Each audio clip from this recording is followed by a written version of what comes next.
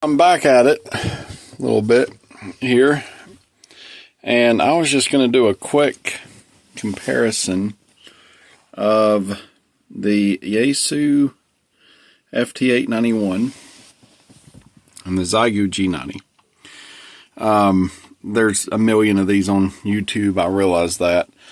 But what I've found, at least for me, the ham radio community seems to be focused more on, at least what I've seen, and this isn't a knock, it's the hobby portion of the hobby, I guess, is random contacts. It's how far can I get, how many people can I talk to, what can I do as far as range. Can I get to Japan from North Carolina? Can I do this? So that's at least the focus from what I've seen. I want to get a plaque that says I've worked all 50 states with 20 watts, or I want to get a plaque that says I've done every country or every county in the U.S. or something like that. And again, I am not knocking that. That's interesting. It's fun to some degree. I've really enjoyed actually talking to different people as I've messed around with this, and it's an interesting thing. But that's not necessarily my goal. When I got started with this was after Hurricane Helene, and I saw the absolute disaster that was the communications that we had. So that made me want to find something that kind of put me down the ham radio hole. And part of the hobby I'm really enjoying. What's kind of interesting about ham radio is it's not all one thing. So you can enjoy POTA, you can enjoy the DX, you can enjoy so many different parts of it, and to each his own. But my particular thing that I'm looking for is I want to be able to communicate with people that I love when things happen. And the hobby portion of it is an interesting byproduct. I get to enjoy that. I enjoy the idea of messing with it, the antennas, playing with the different designs, learning all about how all of those work. I enjoy that, but most of my family doesn't care one bit about any of that. Most of my friends couldn't care less about any of the antenna design or the theory behind it or any of that. Nobody is going to invest all the things in doing this like I will, but I want them to be able to. I want those people to have that option when things go bad. So I'm in the process of writing up like a dummies book for people that don't care about ham radio, that I will then try to put together for people that I care about, along with the PACE plan and some other stuff like that I'm trying to kind of put together to where it's kind of a, hey, if something happens, get this box, get these out, do these things, listen on this frequency for this long at this time, and so on and so forth. So, but back to this, I've got this radio. I bought this one after I bought my ICOM. So I've got an ICOM 7410, which is bigger than all of this put together. So it's a big radio. It's 100 watts. Fantastic high frequency rig. Absolutely love the radio. I won't get rid of it. I paid like 800 and something bucks for it, and it was worth every dime. Love the radio. Glad I bought it.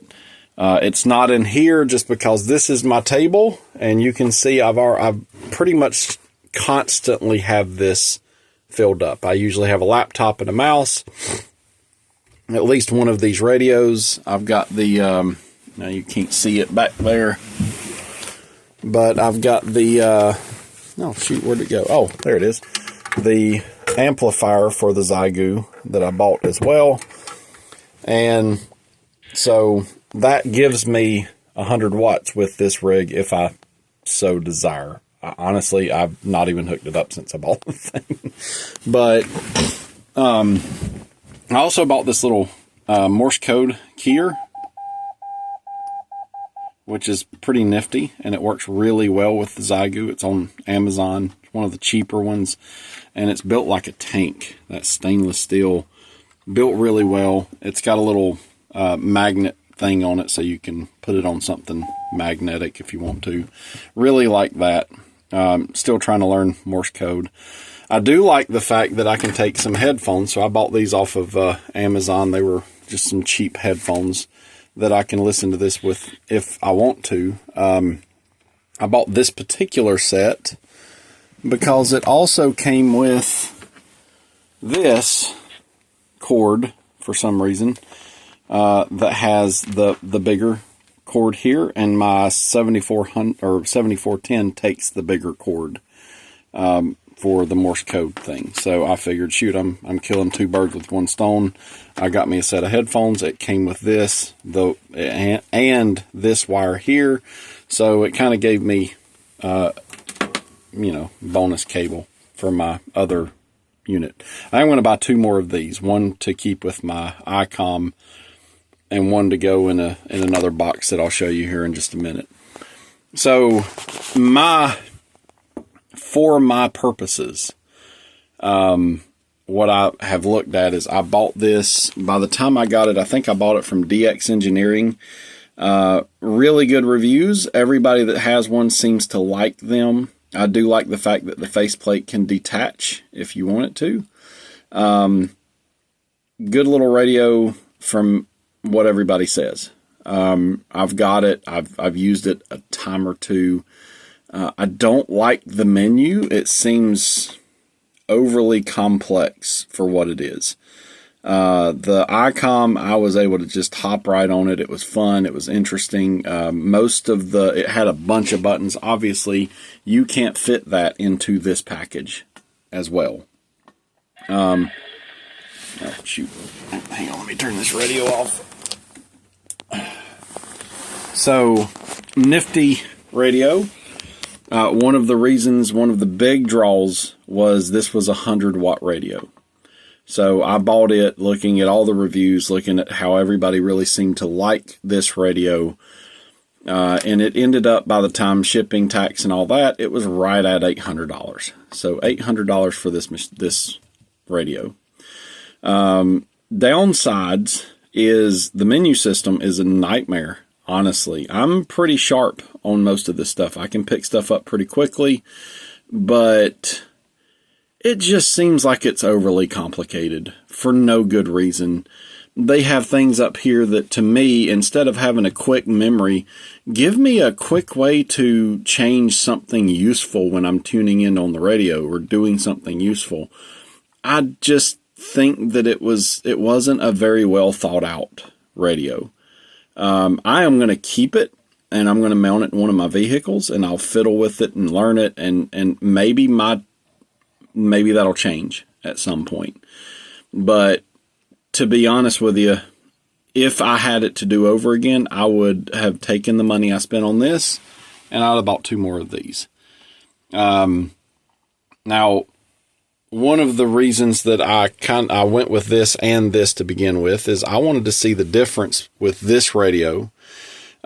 Big advantage of this one is the waterfall display. You can see where people are really quickly, find it really fast, and to be honest with you, the quality, the audio quality, at least for me, now I am half deaf, so I don't hear fantastic, but I can't tell the difference between this and this, and the filters on this. Now, I realize that this, I think, has a noise reducer, but it's hard to find. And you've got to go through like 5 different menus and go through here. And it's like, well, which one of these is which? And, oh, hang on, you can't see it. So I've got to do this and this. And it just seems like it's stupid. Where this one, if I want to hit the filter on it, I just hit boop, and then I can change the filter here, and then I can do this, and I can change that one. And when I'm done, I just long press it. It goes. Now, I've spent more time on this radio, so maybe I'm not being fair to the yaesu.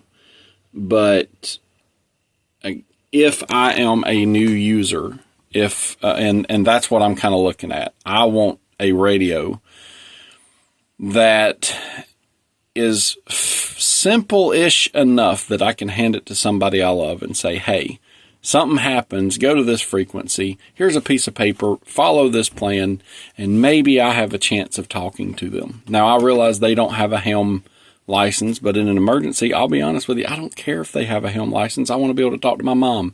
I want to be able to talk to my friends. I want to be able to see if I can help someone, and I want them to be able to get out. Even if they can't get to me, this radio gives them a chance to possibly hear what's going on, possibly be able to talk to somebody. The waterfall gives them a way that they can find, a signal pretty quickly. It's like, man, there's somebody right there. There's a bunch of idiots right there. But I like the features of this radio. Now, the second thing is 20 watts versus 100 watts. Just common sense to me says more is better. 100 watts better. And maybe I'm wrong about this, but what I have found, I have talked to people in Canada on 20 watts. I'm in North Carolina. I've talked to people in Mexico. I've talked to people, I think, in Spain at one point. Now, I am staying mostly on 40 meter, but I've also been able to do 80 meter. I've done 20 meter. I've done, up and down from there. And in all reality, that's where this one really shines. I've got a 40-meter dipole sitting outside. Just a couple of wires with one of those little cobra heads, I think is what they call them. This has been able to tune that antenna to whatever I need. And it's little 20 watts, even though that antenna is not really made for it. I've been on 80 meters, and I've talked to people on there, and they can understand me. They can hear me. It wasn't meant for that. Every review I've seen of this thing, it's got an absolutely awesome antenna tuner built into it. My ICOM has an antenna tuner built into it that can't touch this one. Again, you might be losing efficiency, but from the standpoint of somebody that maybe doesn't know everything about it, having an antenna tuner that will make up the difference between you not knowing exactly how to do something exactly right, well, that's a pretty nice function. That's a nice thing to be able to do. It also, if you hit, let's see, I think it's power and hold it, it gives you an SWR scanner. So it's sitting here and going, here's what your antenna is doing. And you can see that really I don't have that great of a antenna on this thing, but man, it is doing a fantastic job. So I can see that, here and here, I'm tuned really well for the lower end of the band. I'm not really tuned that well for the upper end. I'm 3-to-1 up here. But it also gives me a really nifty SWR scanner that I can use to build an antenna in the field. Really nice setup to me. Multiple really handy features about this thing. And you can also detach the faceplate. And it comes with a cable that will allow you to do it, where this one comes with a cable about that long. And if you want to detach the faceplate, you've got to buy the relocation kit or whatever it is, and it's like $60 or $70. So on top of the $800, I'm going to have to spend more money to do the relocation kit that, honestly, for what you're spending on the radio, to me, it should come with it. This one I got for under, it was $449, I think. It came with the radio itself, a box like that one over there, but a little bit smaller, that I've since repurposed, and something else. I can't remember what. Oh, yeah, this little laptop stand thing that I'm using for my laptop. I used it for the radio for a while, and then I ended up buying one of these on Black Friday deal for like $40 or whatever it was for the little cooler, which I have yet to use. Everything that I've done has been single sideband. I'm not doing data yet, but I will be soon. I have yet to mess with that, so that may come into more play when I do data. I don't know. Or CW. I really don't know. But I know that they say these can get a little hot. Again, not something I've messed with. This also comes with all the cables that you need. It comes with I think that's the cat cable. Again, not something I've messed with that much.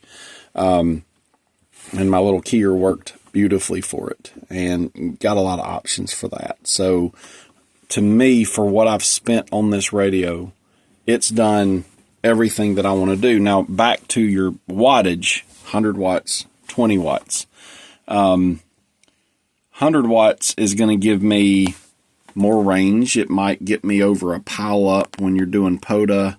And really that seems to be the biggest thing is, hey, if you need to get over a bunch of people and a pile up, that 100 watts is going to get you out there louder than this one will at your 20 watts. But at least for my use, just scanning around on the bands, breaking in and talking to people when I hear them having conversations. I've been able to have conversations with multiple people all over the place. Everybody I've talked to has said, man, the audio on that thing's incredible. We can hear you really well. We're really surprised that you're running 20 watts on that radio. We have heard you loud and clear. And, this is Florida, Louisiana, Tennessee, North Carolina, multiple places. I've got a fairly low inverted V antenna out there. And this thing has gotten, everybody I've heard in North Carolina is very loud. Everybody I've heard in Virginia is very loud.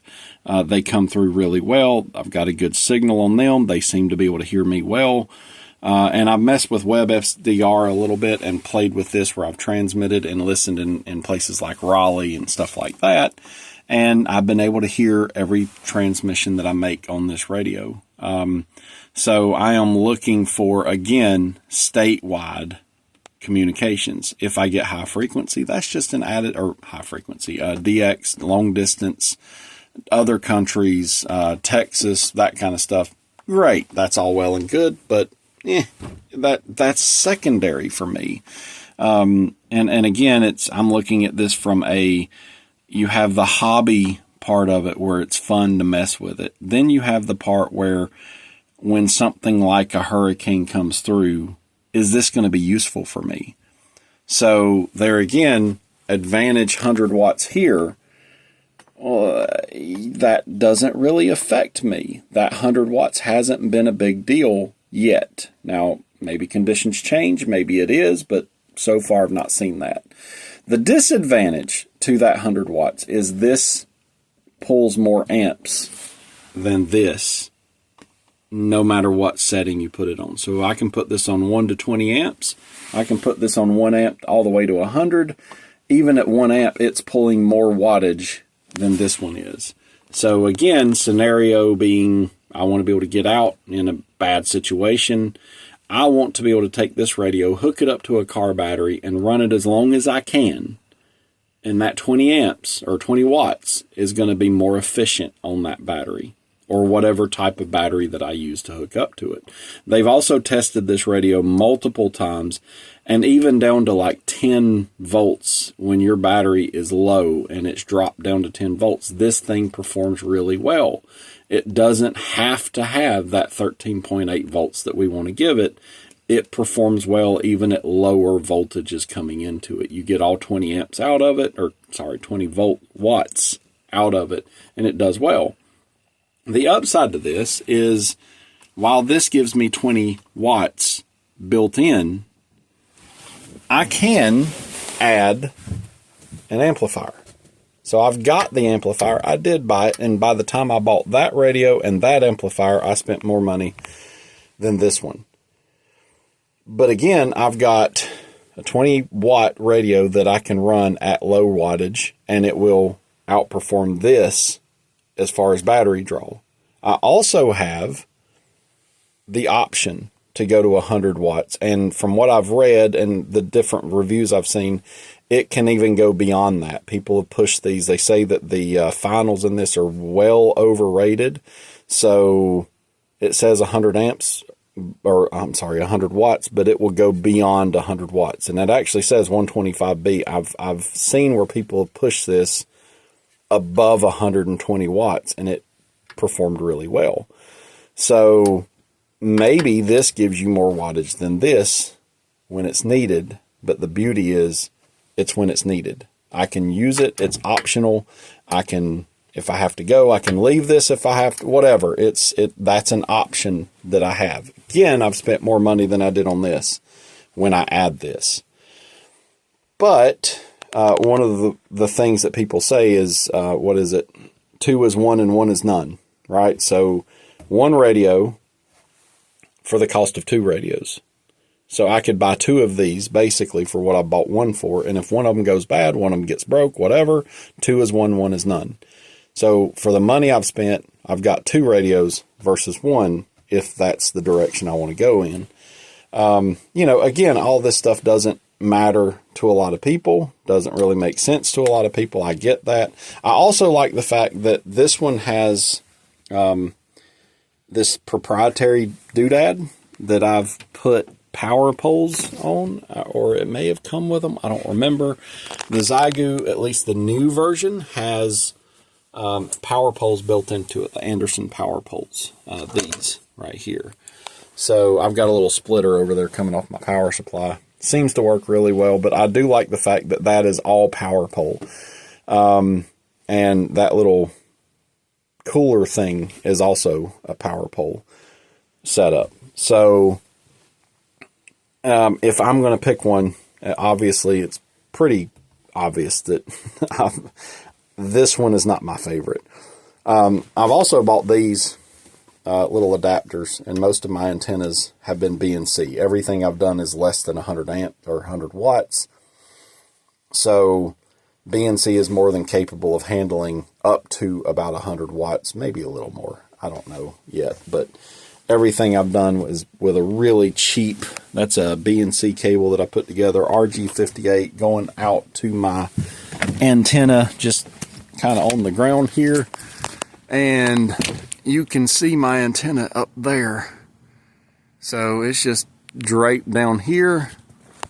And this is a Harbor Freight flagpole in a little mount. Hey, Shelby, that's my dog. In a little mount, that's a trailer hitch from Harbor Freight that I welded to that, so it gives me an option. And it's the mirror to this one that I just used some regular steel with. And I've got a rack that I'm going to build and finish. I've just got to get some more of that aluminum right there. But that gives me a jumping off point from there for the rack there. But it also gives me a really handy mount for my antenna that's nice and solid. And of course I've got to put some paint on this. This was all sort of cobbled together really quickly. And that's Shelby. Hey, Shelby. So I've also got, I did a little horse trade with a buddy of mine and got like a pretty big battery here.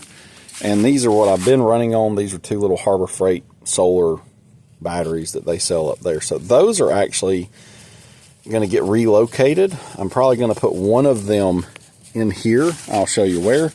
And then I'm going to put this great big one out here, and they're going to be tied together. Idea being that my current draw, or the batteries will be tied together, and one battery will be under here. And I'm going to use this thing. Let me get it out of here. There's my dinner. Something like this, to where instead of having my power supply here, I'm going to have that built into the table essentially. So you'll have a wire that goes down, goes through into there, and then I'll have power pole connections here that I can plug into, and up here on the table. So that power supply would go away.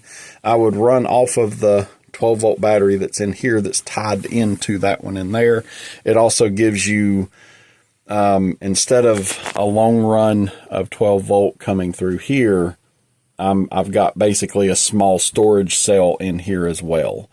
And I may put both batteries of the smaller ones in here. That would give me a little bit more storage capacity in here. And so what I've done is this. So I bought another Xiegu G90, And this is, you can tell I go to Harbor Freight a lot. But this is one of those Apache cases that they sell up there. And I'm putting together this. And I'm also trying to document a lot of this. So you've got to document, you buy this, you buy this, you buy this, you buy this, and so on and so forth. And essentially what that gives you is a kit that I can then say, hey, buy these, put these together, or I buy them for whoever, and I hand you this kit, and this is everything you need. And inside of that kit, so you open this up, pull this back, and I'll have documents back here, or somewhere else, I don't know. Laminated pieces of paper that's kind of like a dummy-proof guide to get you started and get you going. And what I've done is I've got the G90 here. I've got a big pocket pulled out here. There's the cables, the different things. Here's some pulleys. I'm going to have, shoot, I had some paracord in here somewhere, but I don't know where it went. Anyway, paracord will go in here as well. You've got the microphone for the G90. I've got some of the interface cable, so that's a USB-C cable. I've got 3 pulleys. I've got this temporarily, so that will plug into a cigarette lighter, and I've used these little connectors here. I forget what they're called, but they apparently can handle a pretty good bit of amps, and what that gives me is the ability to tie this together, and if I ever needed to wire it a different way, really quick, really easy, unplug that, plug it into something else. I'm also going to have this, oh, not that, alligator clips like this that will also do that. So this will be in there with it. I just haven't put it together yet. And you'll have the option of a cigarette lighter. You'll have alligator clips that you can quickly put together. And then I'm going to do a straight, just these things. The Anderson power poles on a, basically 1 to maybe 2 or 3 converter cable. I bought one, and it's right here, and that's 10 gauge. So really good and beefy, but it's a pain. It's not long enough. It's not flexible enough. So for what I'm doing here, it's fine. With that being a 20-watt receiver or transmitter, transceiver, whatever you want to call it, it doesn't need a ton of power. So I'm going to make some 12-gauge wire. I'm going to use that to build some of those. Oh, there's the paracord. Then I've got some of the data connections in here. I've got this thing, and eventually I'm going to have like an in-fed half wave and some of the other stuff. These are some of the antennas, and I've got some other ones on the way that I like better that are going to go in here for the walkies. This is basically your local camp-wide whatever comms, and so I've got these 3 in here for now. I don't like, this is the 5RM. I don't really like it so much, to be completely honest. I actually like these better. This one is the, I forget what it was, but it was more expensive. It's got GPS and all that. I figured I'd go ahead and throw it in there, and that's what this is for. These are USB-C rechargeable. This one is not. And I didn't want to throw in a charger because that takes up too much room. But what I've done is I found these batteries online that take a USB-C charger. So just for compactness, that's going to be in there. And these are the same ones as this right here. And what I do like about these is if you turn these on, okay, now watch, I can read this display. So I can still, without the backlight on, I can still read that. And even when the backlight turns off, let me just, I know it's not legal to have the different frequencies and stuff. I don't ever use those. It's just what's on there. So, I've got repeaters and all that kind of stuff. So there's the Mount Mitchell repeater. These are all the repeaters that are local to my area. Usually that one right there is the most active repeater that I've seen in my area, and that you can just about always get somebody on that one.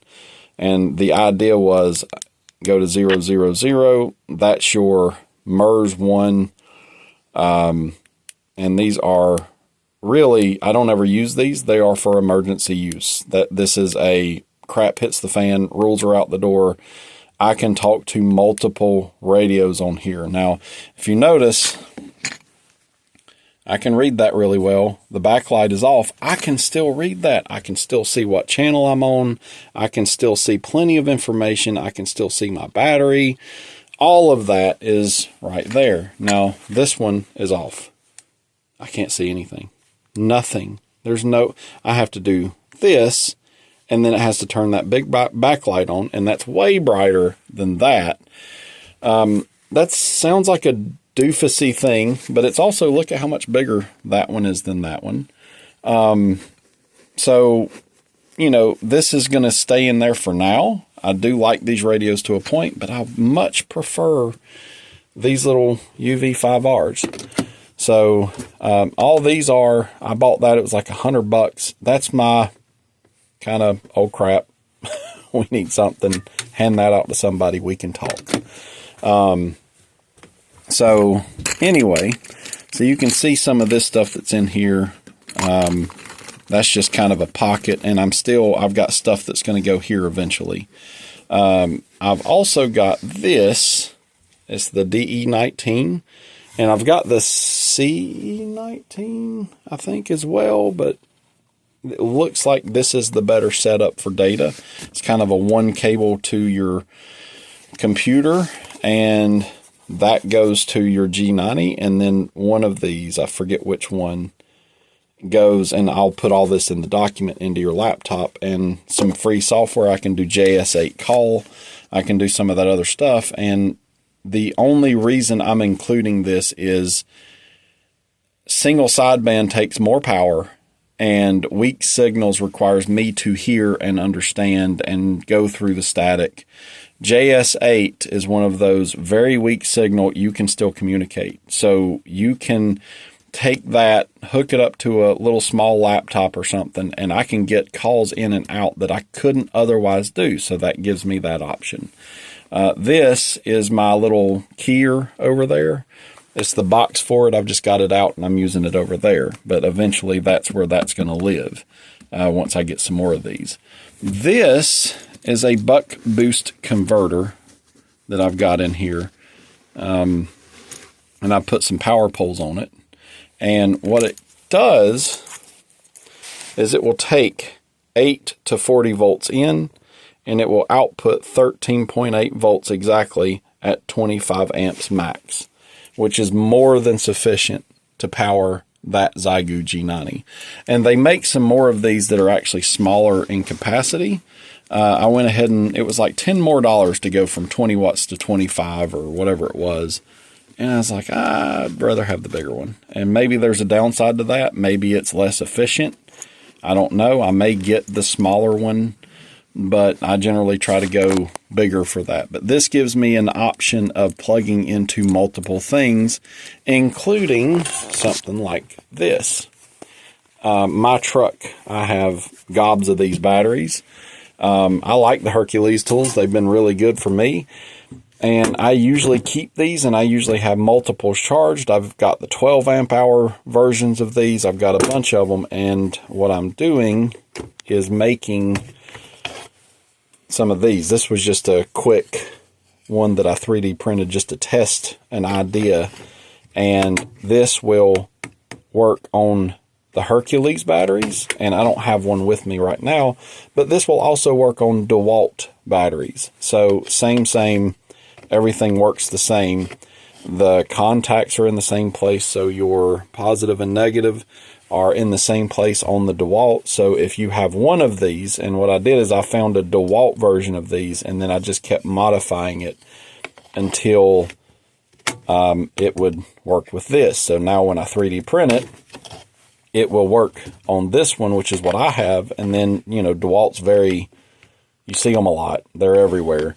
So whatever battery I can scrounge up, if I've got this, and then that's going out to power poles, I can connect my 18-volt battery to that buck boost converter, and I can use my tool battery to power my G90. Just walked on my antenna cord. But this is kind of what I'm looking at. This is the basic setup that I've got so far. And this is going to be my throw this in the trunk of your car. It's waterproof. It's really well protected. And you have everything you need for good communications. You know, 2 meters pretty active. If I can hit a repeater with this and the repeaters are up, that little radio could save your life. That could keep you in out of trouble.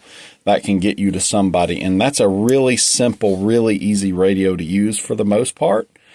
And then you've got, at some point, I'll have documents in this thing that will help somebody that doesn't know what they're doing to take this out and go, hey, this is what we're doing. You're going to go here, you're going to do this, you're going to do that, and so on and so forth.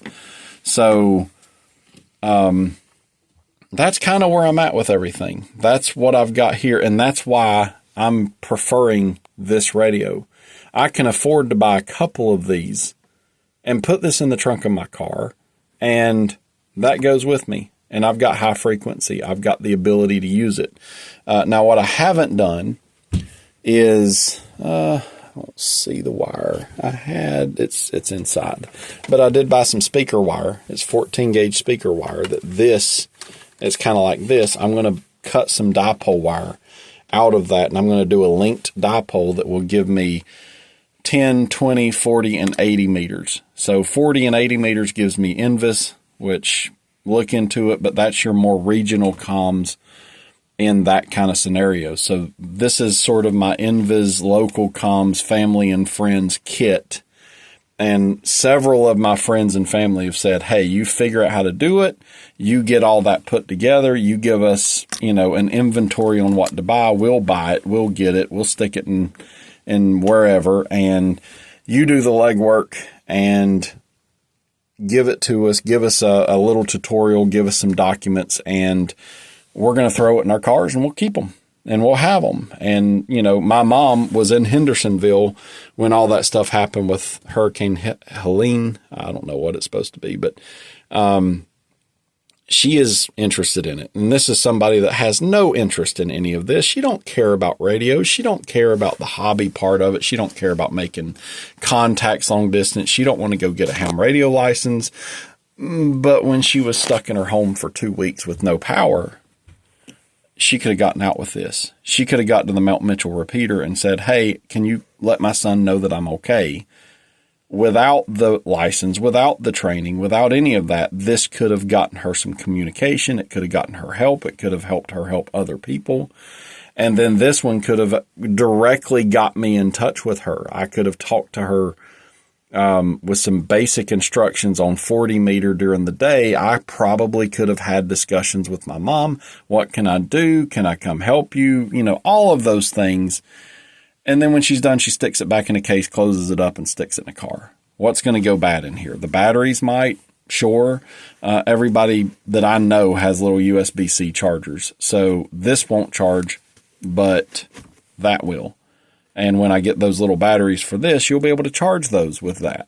So is it perfect? Probably not. Is everybody going to have all this other stuff? So most likely, my mom's not going to have this. My mom don't need this. Nobody's going to learn Morse code like that. So then that gives me more room to take that out. And now you've got multiple antenna options maybe. Or you have more of these little radios. Or we add the amplifier in here. I don't know, you know, whatever you want to do. But for me, I want the Morse code. The benefit to this Morse code keyer and this data is weaker signals. If I'm somewhere and I have limited battery power, this is going to get me out where single sideband may not. Either way, that's where I'm at with this. That's kind of what I've come to the conclusion of. I'd much prefer the G90 over the that one, the FT891.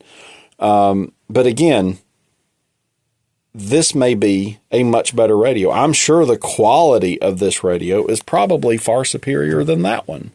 Yaesu is a really well-known brand. They do great. And I'm actually going to buy it's the Yaesu something 710. So it's the bigger version. It has the waterfall display. I'm going to buy one of those radios. It's supposed to be one of the better radios that you can buy for the money. They're like $1,000. So eventually I'm going to buy one of those. But what I am going to do is I will probably buy more of those when they go on sale. And I'm going to put one in my truck. I also have some of these ham sticks like this that I'm going to try to deploy. I've got some antenna mounts that I've got to build. But man, really, I don't like this radio. I don't use it. Maybe when I put it in my truck, maybe I'll use it more then, and maybe I'll get used to the controls. But I can tell you, just coming to both of these radios, knowing nothing about either one, I've been able to use that one, use it well, and as I've used it, I've looked stuff up, and I'm able to use the different controls a little better. But out of the box, I was getting contacts that fast. I was able to communicate with people really quick. This one, not so much. Even, with this radio, I don't have it hooked up to an antenna or anything, but I want to change from, 40 meter to a different thing. I've got to hit that, and then you've got to select, I want to go to 20 meter, boom, I go there. And it's not even a switch. It just, I don't like the way that's set up. Again, my preference, I'm not for everybody, but that's how you're switching. Don't seem like a big deal. But if I'm my mom, I don't know what that is. I don't know what 7 point, but this one, look at your mic. In what you put, there's 7 megahertz. There's 20 meter. It's just literally boom, I'm on 40 meter, boom, I'm on 20 meter, boom, 80 meter. It gets me there really quickly.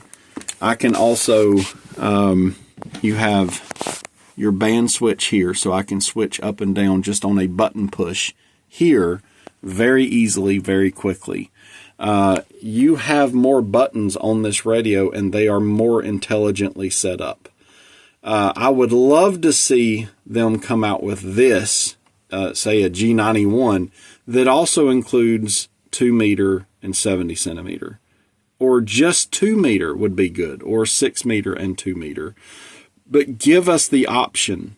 Make another radio that gives me 2 meter, and 70 centimeter ideally. And also, one thing I do like about this one, and you can find videos for it online. And again, I don't really intend to use it on CB frequencies, but you can do a Mars mod. You pop this cover, there's a diode with an arrow pointing to it. You can undo that diode with a soldering iron or a pair of clippers, whatever. And if you do that, you can now transmit on CB frequencies. I've not done it on either one of my radios. I don't really care to do that, but in an emergency, just like those little radios over there, I can transmit on FRS, MERS, GMRS, 2 meter, 70 centimeter, all with that radio, which makes that radio to me more useful in an emergency than some of the other radios that can only do 2 meter.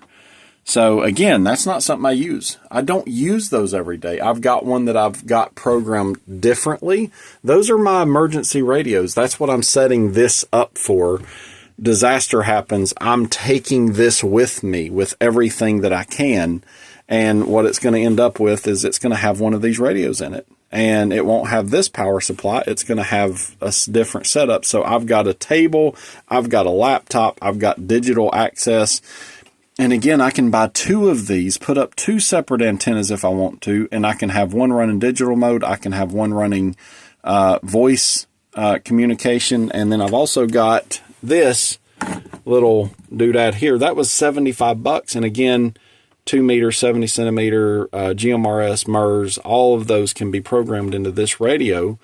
And now I've got a 25 watt radio that I'm going to pair, at least for now, with a Slim Jim antenna. So I'll be able to get, pretty decent coverage with that. Eventually, though, that's going to get replaced with a yaesu. It's like a 500DR or something, but that one will give me APRS where it will connect directly to my laptop, and I can do APRS on the laptop. I'm not sure if that's as important as I initially thought, but if we're sending people out, if you're going to have multiple people coming out and I can give them something like this that will transmit APRS, then I can actually, from our little command center, so to speak, I can see where my friends are helping other people. I can talk to them voice and all of that stuff with one radio. I can also get longer distance communications with that. So that's part of what this is getting set up for, is a disaster recovery setup that we can go out and we can actually do some good, and we can communicate enough to do some good, which is what we saw wasn't happening when we went down the last time we went to help, which is what started all this for me. So yay, new hobby. But yeah, there's a lot of rambling and way more explanation than you needed. But my pick is the G90. I love that little radio. I've been really impressed with it. I know you've not really seen it much, but look at that waterfall right now. On 40 meter, look at all that activity. I can see where people are. I can take my, where's that tuny thing, and tune right over to it and go, okay, I can listen to these people talk. And works really well. So I can hear really well. Now, I don't know what's going on with this. Do you see that? That little boom, the whole band gets hit with something, and then boom, it gets hit again. I've got the noise blanker on this. So if I turn that off, hear that? Maybe that's something local, I don't know, but I've noticed that. You see that? It's just like a... Now the noise blinker, if I turn it on, it gets rid of that. I'll see it, but it doesn't, I don't have to really listen to it. So that actually works really well for that. It doesn't work well for the static. My ICOM does way better of a job taking and making it a more pleasant listening experience. But again, if I'm in I need to talk to people and I need to do it as efficiently as possible with the lowest power possible, I still prefer this to the ICOM. So quickly becoming my favorite radio out of everything that I've messed with. And, I'm one of those people that I've always liked portable. Anything portable, I want to take it with me. That's one reason I have a whole camper that's a little tiny camper you can pull with a car. I like portable things. So, I've got this case with this in it. I like being able to take this with me wherever I go. I like the fact that not only can I take this and stick it in my car and use it, but I can take it with me if I'm not in my car. I can move it between vehicles. I've always been, even when I was a kid, I was the kid that had 4,000 toys in my pockets. And when I was asked what I wanted for Christmas, it was give me the smallest thing that I can fit in my pocket and smuggle into church on Sunday. So I've got something to play with. That's been me. That's who I am. That's what I like. And that little radio fits the bill. And it happens to be one of the cheapest high-frequency setups that you can buy that will do the job. And the other radio that I bought, they had a sale on it. It was the radio, the little stand thing, and one other thing. I forget what it was. There was like 3 things that you got. But it was the radio and the stand were the 2 main things, and it was under $400. It was like $339, which is why I ended up ordering another one. And again, when I save up a little bit of money, because I've spent thousands and thousands of dollars here lately, I'm going to probably buy 2 more of those. I love those radios. I've been really impressed with it. I'll probably won't buy another one of these. I like having the option of this, but I like that radio. So I tend to hang on to the stuff that I buy. I'm not going to sell this or anything. I'll put it to use, and maybe in a little while, this might be one of my favorite radios. But as of right now, new ham, learning, fiddling with ICOM, Yaesu, G90. I hadn't messed with Kenwood yet. Anytone, I've got an Anytone radio somewhere back there.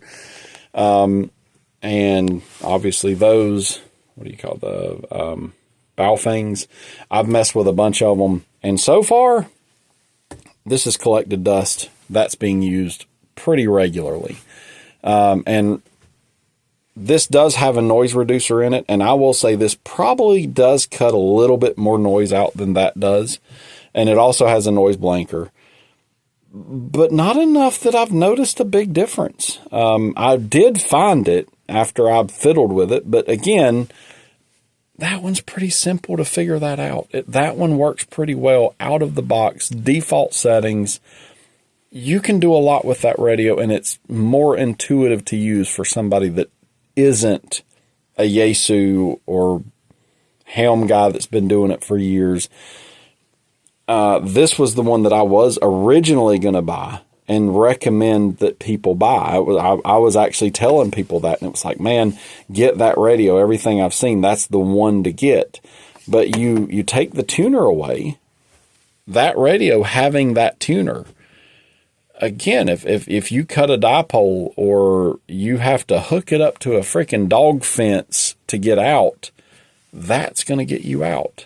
You take a random wire and you roll it out that's, as long as you can get, and you hook it up to that radio is going to get you out.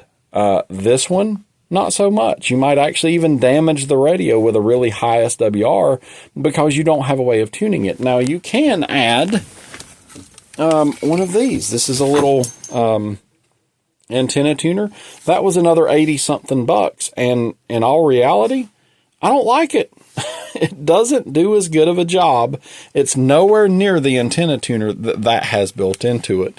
I use that. I bought it with my for my ICOM. So I bought the ICOM and I bought that tuner. And the built-in ICOM tuner does a way better job, and I've just really not been impressed with it. I've not seen it do anything of any consequence that's actually had any real benefit. Where, I think they do make a Yaesu branded antenna tuner. And now I will say this, you can buy the ATAS 120A antenna system with this, and it will automatically tune, I think, anywhere from, it may go to 80 meter, I'm not sure, but I know it goes to 40 and all the way down to 2 meter, which this radio doesn't do 2 meters, so that don't do you any good, but it will go 2 meter all the way to either 40 or 80, and it's all automatic. So you tune to a frequency, you hit, I think it's one of these buttons, and it will tune. It literally motor drives the antenna and gets it where it needs to go. But that antenna system's like right at $350, I think. So you're talking an $800 radio plus a $350 antenna system, and it's vertical.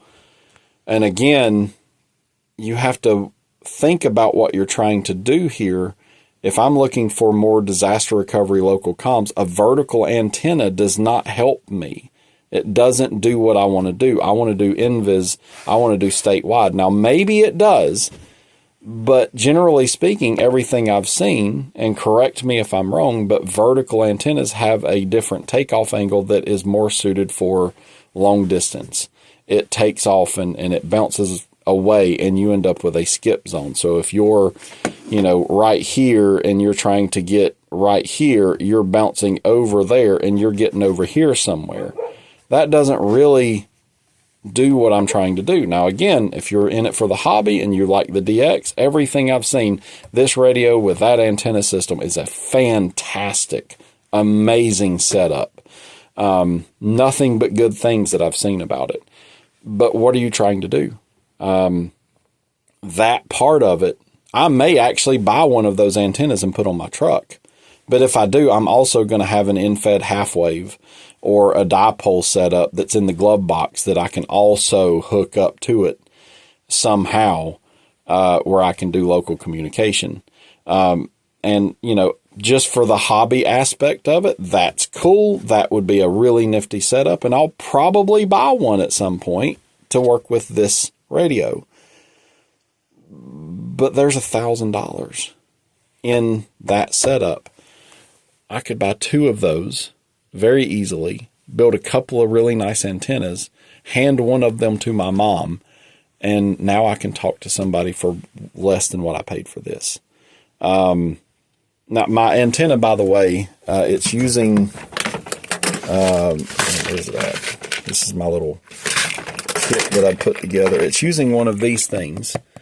That's how I've got it connected. Literally, one wire goes that way, one wire goes that way. That's how it's connected out there.